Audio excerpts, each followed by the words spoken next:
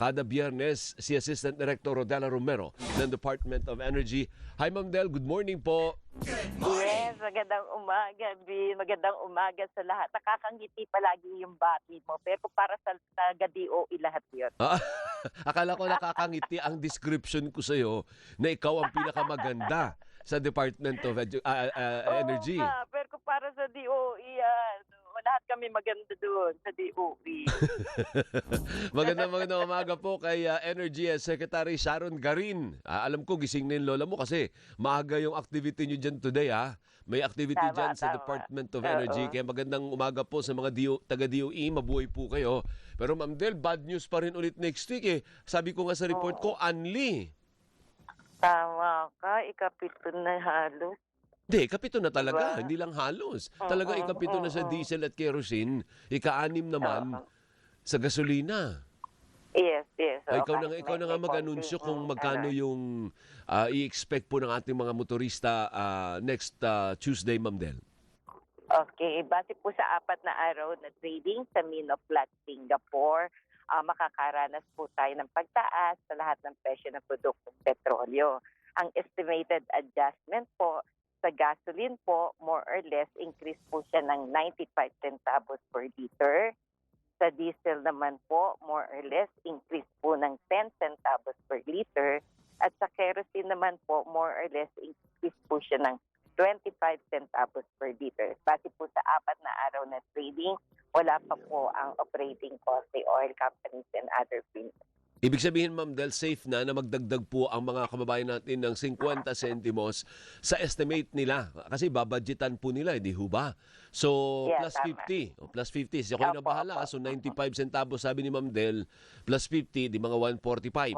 Doon maglalaro. Yeah, tama. Yung diesel na G's, plus 50, di mga 60. Yung kerosene na 25, plus 50, mga 75.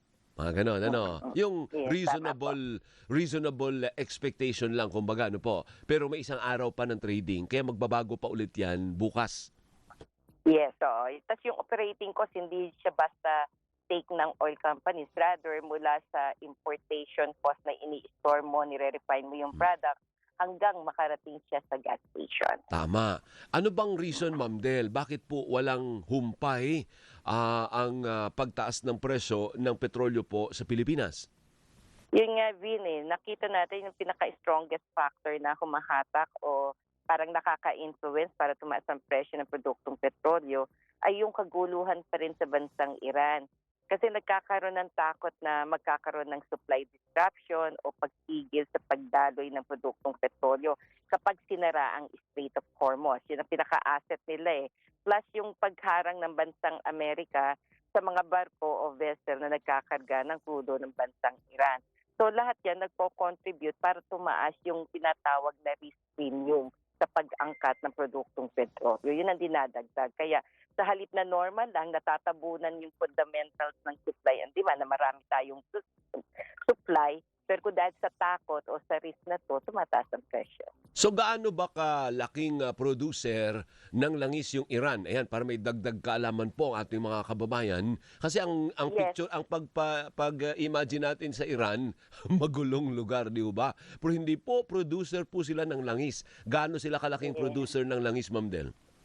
Ikatatlo siya sa world supplier. Oh, ikatlo sa world?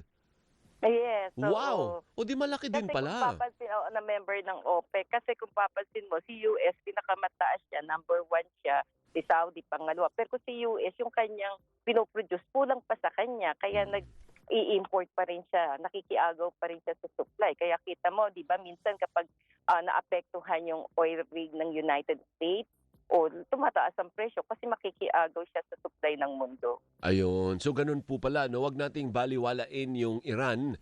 Ay, pangatlo po pala yan sa pinakamalaking producer ng langis. Nasaan ba naman yung Venezuela? Si Venezuela, malaki din siya eh. Tapos non-OPEC siya. Pero kung papansinin mo, may kaguluhan din sa kanila, di ba?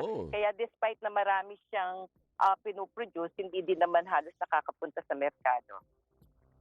Okay, pero malaki din. Oo, malaki malaki ang production ni Venezuela. Okay. So, Tatanda yung ating... ano na lang po yung advice ng Department of Energy sa lahat po ng mga motorista? Nakakamot na naman po ng ulo next week dahil pataas na naman po ang presyo, Ma'am Del.